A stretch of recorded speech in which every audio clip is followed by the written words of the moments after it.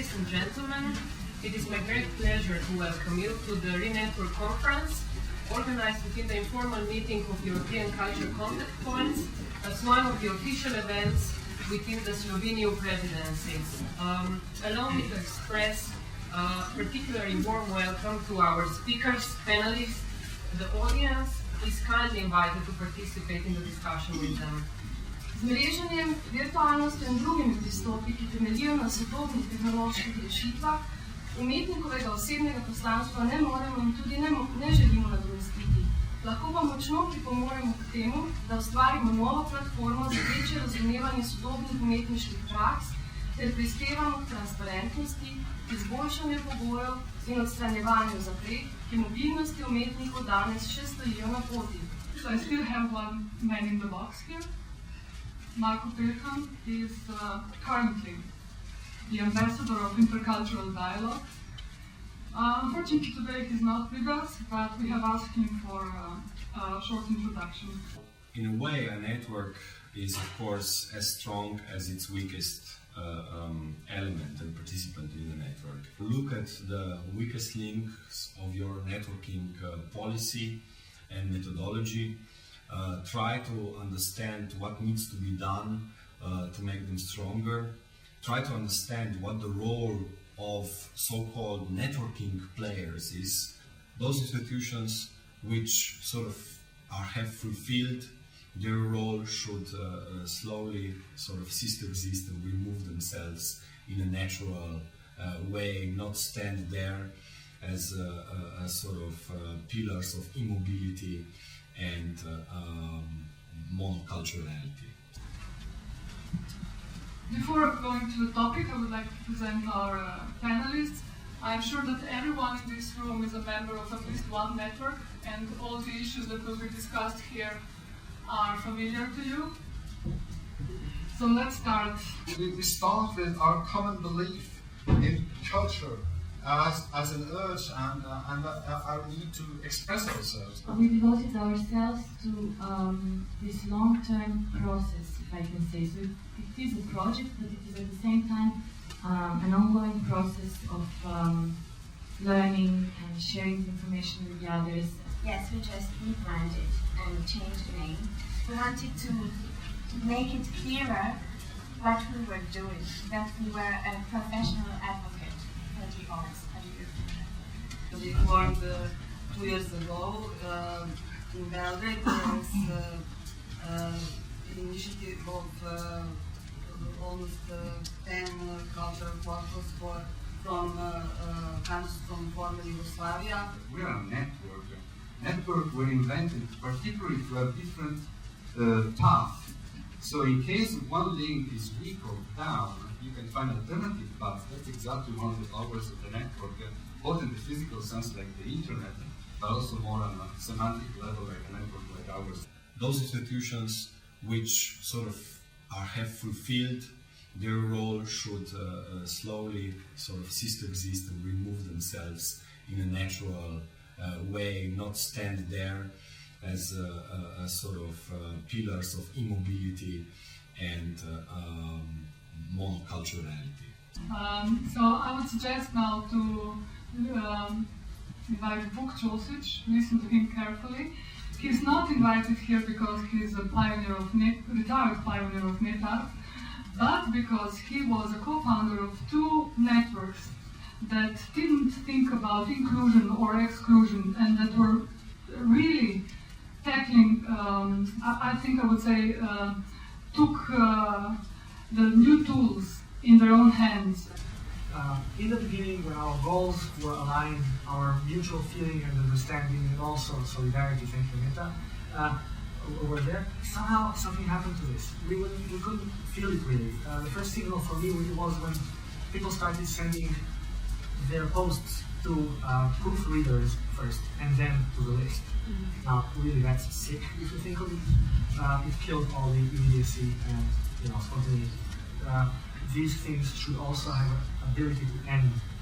Why should we defend the trade union of the cave painters? This is temporary autonomous zone by having value. This book was crucial. It was our Bible at the time. We're talking early, or should I say, mid-90s on. It's a book that discusses and proposes a certain model for getting together based on common interest, doing your thing, and then scattering really fast, going away, stop it. When you do the project, get lost. Do not perpetuate. Do not rape the metaphor. Go away before the authorities discover who you are. Okay, this is the Al-Qaeda principle. But the second reason is quite sweet. I actually find it very constructive. Get lost, kill the network, literally kill it, before you establish hierarchies and authority within it. Only 1% of participants is usually active, 9% are more or less there, not doing much, and the remaining 90% are only members, never doing anything. So, if you are thinking of creating an actual, really network, not a set of points that look good in the eyes of the bureaucrats, you're going to get this kind of behavior for sure. If you're creating a network without a common goal, but just to look good, thank you, Lev, again. I think I really enjoyed your comment earlier. If it's about money, just drop it. Don't call it a network. That's the first thing you should do. My first question was always, who is then the fisherman? And I think that this question, who is the fisherman, influences on the whole life of the net. There must always be someone who spreads the net. And what is his role in the life, in the future life of networking? Is everything depending on him? Or can also the fishes do something about it? Only in the end you bring the fish in. But I believe that this type of networks that we're witnessing today are about catching the fisher. There is such a concept as grassroots networking. Grassroots networks are made for catching the fisher. You catch your own. It has been noted somehow that we are very fond of authentic networks, right? So authentic networks that are grassroots, that are happy to work voluntarily and so on. But of course we have heard of many other types of networks, or maybe what the Balkan Dance network is more using a methodology of networking. And on the other hand, you have very corporate networks, business-oriented, right? Who have this very strategic goals. And on the other hand, we have no time to tackle that one when we have corporations that act like networks, that pretend to be networks. I find it very funny that, in fact, the whole idea in arts of networking was established by immigrants, and that today we are trying to talk, let's say, a corporate official approach how to shoot people ideas and how to amplify, let's say, hopefully some Renaissance humanist idea of exchange as a shift in culture. Probably networks is anything or everything, and this is a very tricky field. This is a very slippery ground. I personally think there is as many as there are the networks, so many are the definitions of the networks. There is a difference if we are talking about virtual infrastructure as a network, if you are talking about cultural network in the sense that you are represented today, if you are talking about social networks, which like cooperation networks. There is one kind of network that has never been possible before the internet, which is time varying and highly dynamic network of individuals that are interested in favor of an issue or against an issue, that they can network together and achieve a task. Having a bunch of people using the internet and all the possibility of internet is one point. On the other side, when you are trying to network in terms of securing your institution and fighting for common goals and taking care of institution of 5, 10 or 15 people is something else. So maybe we shouldn't talk about network, maybe we should talk about networking, not about structure, but about process. The question of definition is an interesting one, and it's interesting to question or to ask yourself, why do you need this definition? Because obviously you need to communicate a certain form or a certain message with the definition itself. With many networks we've all been involved with, each one is different from all the others, but everyone is comparable.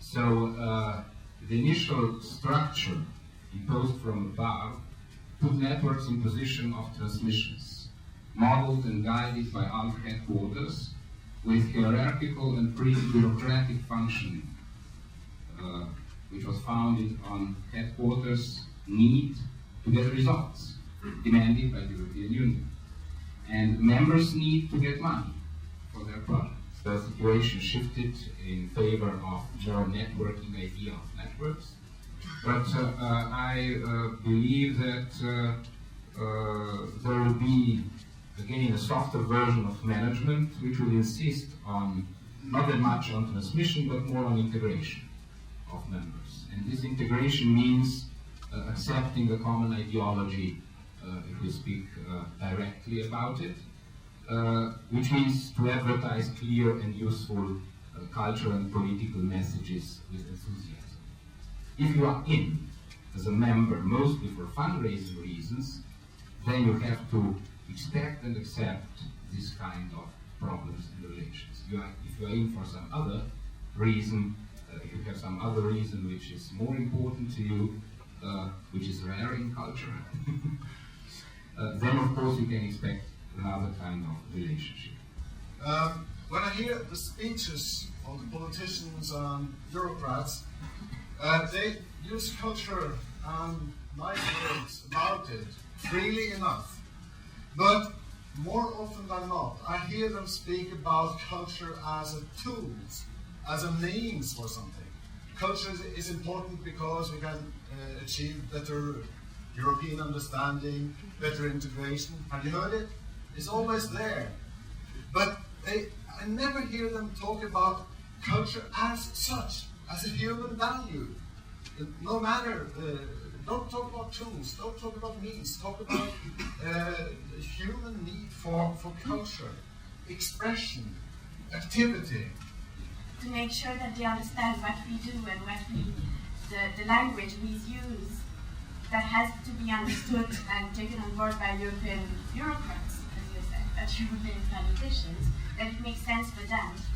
And also that the language we use with the politicians still illustrates the demands of the practice. So our biggest thing is really to manage to be this bridge and be this translator between those two worlds who we believe have to stick together. So I think in a way the translating role is similar to what the CCPs are experiencing, I would say. There is very little invested, both from the European community and from the national states, in culture when you compare it to other fields of social or economic activities. Individual cultural workforce in Europe is the most endangered one. We have the pressure by the public funds to do more for less money, so people are overworked, but they are underpaid. So there is no actually a time for voluntary work. I definitely think that the networks need money, and it enable. If we want to flex to be mobile, what would be really fantastic is that mobility would be a question of choice and not just necessity. I'm already interested in money as a tool for doing something else. In our country, we are not subject of cultural policy.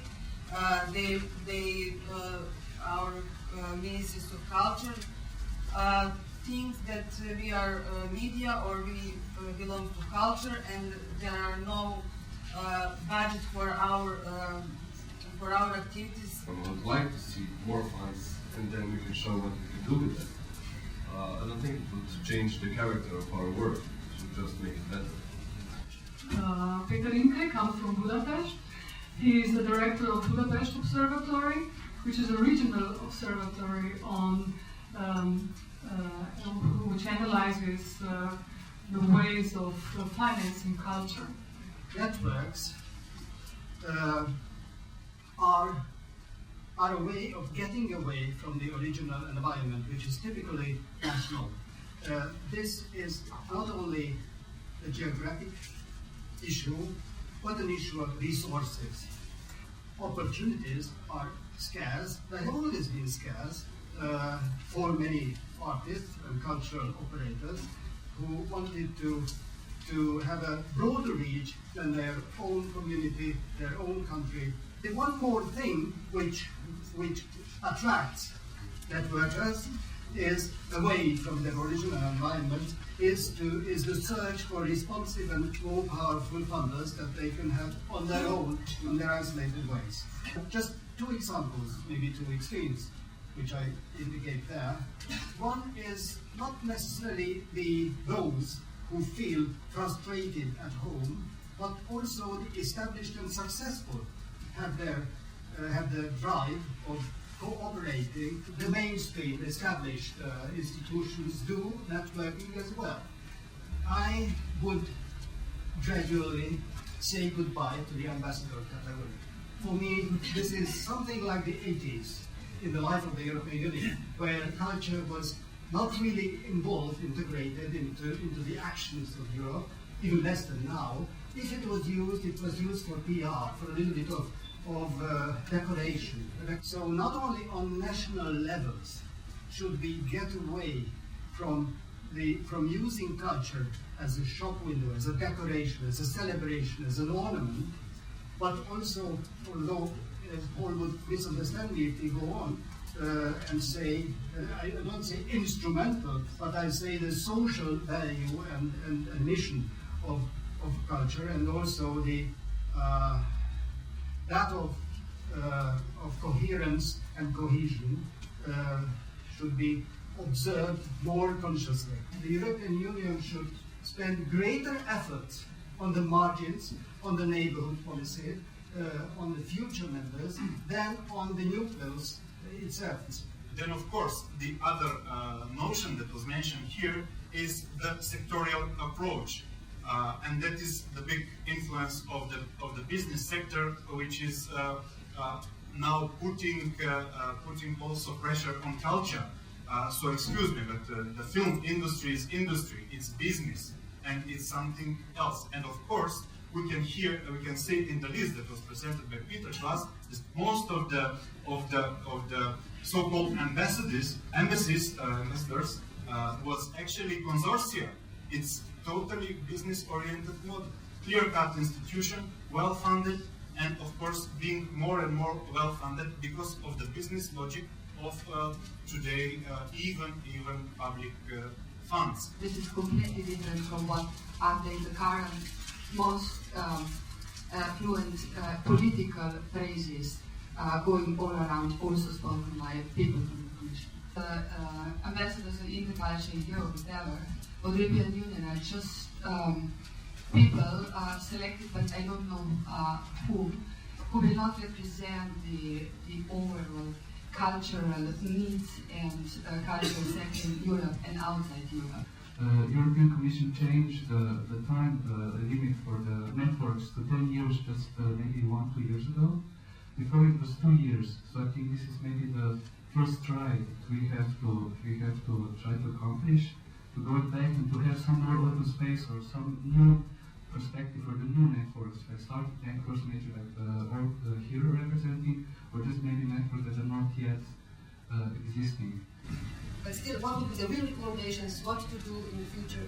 I think that foundations like ANA should fund networks which are doing for years very much on the intercultural dialogue, etc. We have heard of many suggestions how to influence or at least try to recommend different way of financing or understanding networks with the fishermen. And I would conclude with thanking you all for your patience. I have to apologize for being out of focus. So thank you everybody for participating and staying with us until the very end. Thank you very much.